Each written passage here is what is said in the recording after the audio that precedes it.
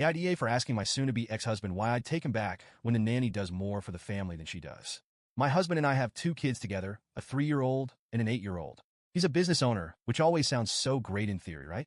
We talked before about how we'd balance work and parenting, and he promised he'd be home by 5:30-6 every night. Since I usually get home around 6 to 6:30, it seemed reasonable. I took him at his word, and when I heard nothing to the contrary, I assumed everything was fine. I had no idea how far from fine things really were. For a long time, I believed he was working late or busy with his business when he wasn't around. So, I set up extended care for our youngest at daycare and signed our oldest up for her school's after-school program. The kids would get home at a reasonable time, and he'd get some one-on-one time with them, right? But then our 8-year-old started struggling with the after-school program, and it just wasn't working. I was really feeling the weight of juggling work, the kids, and everything else in between, so I finally decided to hire a nanny halfway through the school year. Enter nanny number 1, a young woman who was excited to help out and, honestly, seemed perfect for the job. But just 2 weeks in, I got a call that I never expected. The nanny said that my husband had locked her and the kids out of the house. He told her to take them to the park because he was home early and wanted space from the kids.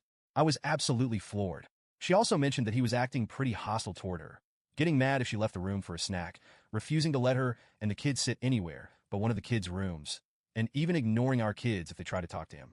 Can you imagine? Your own kids trying to connect with you, and you're just brushing them off because you can't be bothered? At that point, the scales kind of fell from my eyes. This wasn't someone who just had a rough day. This was someone who consistently wasn't stepping up as a parent or even a decent person around our kids. I filed for divorce the next week. It wasn't even a question. My heart broke a bit, but I knew I'd reached the end of the line. By the end of the month, the kids and I had moved out.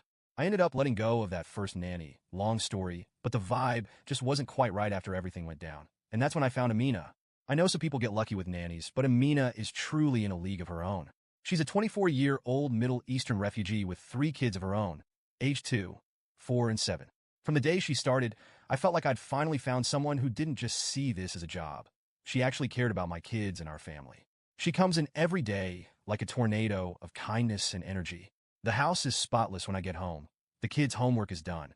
And she somehow always has an incredible Arabic meal ready for us all. Honestly, her cooking is so good I sometimes feel like I'm coming home to a 5-star meal. Amina is not just a nanny. She's like a household manager, friend, and support system all rolled into one.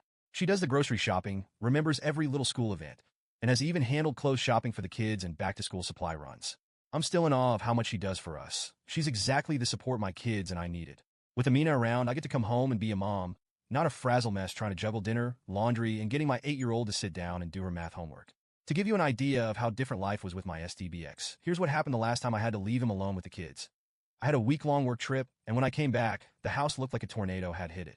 The kids had lived on McDonald's and pizza the entire time, and our oldest stomach was an absolute mess because of it. Oh, and he ran out of clean clothes for our 2-year-old at some point, and instead of washing any laundry, he just bought more clothes. I came home to absolute chaos, and when I tried to talk to him about it, he acted like it was my fault for going on the trip. Fast forward to now. We're still separated, and he's finally realizing that maybe he doesn't like what he thought he wanted. He's suddenly all about trying again for the kids. And at first, I just ignored him.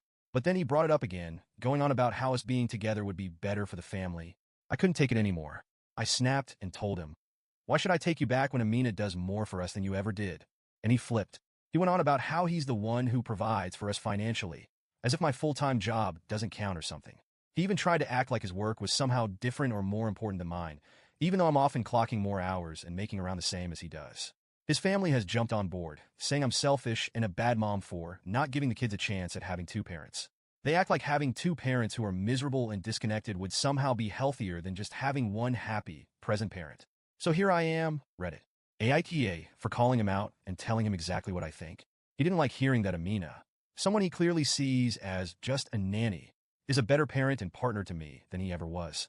But I'm tired of pretending that he's this great guy just because he works and happens to be their biological father.